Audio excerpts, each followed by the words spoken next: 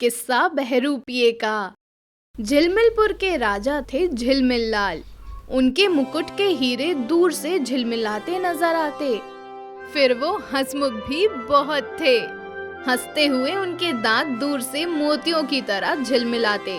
इसी कारण लोग कहते, राजा झिलमिल लाल के दरबार में हर चीज झिलमिलाती है।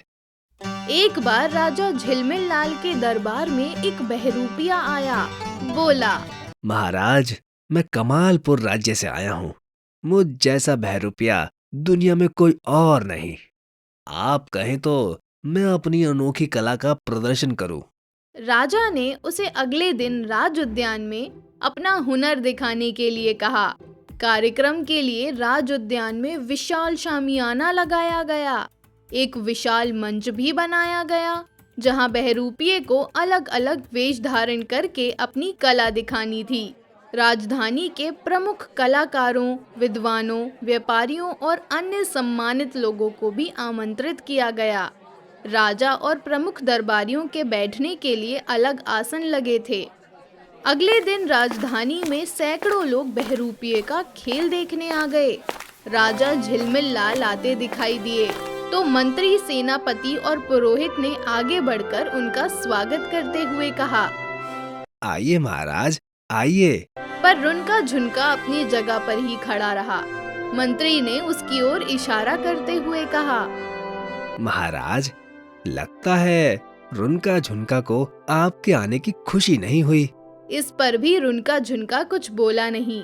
अपनी जगह खड़ा खड़ा मुस्कुराता रहा। कुछ देर बाद राजा अपने सिंहासन पर बैठने लगे। तभी रुनका झुनका ने आगे आकर कहा, क्षमा करें, आपकी सही जगह यह नहीं है। आप मंच पर पधारें। क्या मतलब? रुनका झुनका की बात सुन मंत्री समेत सबकी त्योरियां चढ़ गईं। मतलब साफ है। रुनका झुनका ने हंसते हुए कहा, महाराज के आसन पर महाराज बैठे और कलाकार अपने मंच पर। इतने में शोर सुनाई दिया, राजा आ गए, राजा आ गए। लोग हैरान थे। राजा तो अभी अभी आ चुके, तो फिर दूसरे झिलमिल लाल कहाँ से आ गए?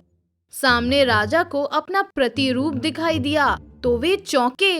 उन्हें क्रोध में देखा तो राजा बने बहरूपिया ने सिर झुकाकर कहा, महाराज, मैंने अपनी असाधारण कला का प्रदर्शन करने का वायदा किया था। सब पर मेरी कला का जादू चला, पर अकेला रुनका झुनका है जिसने मुझे पहचान लिया।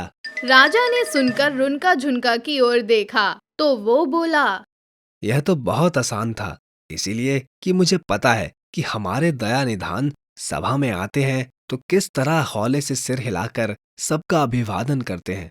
यह बहरूपिया और कुछ भी सीख ले, पर वह अंदाज। सुनते ही राजा झिलमिल लाल की हंसी छूट गई। उन्होंने रुनका झुनका को गले से लगा लिया। बहरूपिये को अपनी कला के लिए ढेर सारी अशर्फियां इनाम में मिली, पर रुनका झुनका को उससे 2 गुना इनाम मिला। मंत्री और दरबारियों के चेहरे देखने लायक थे।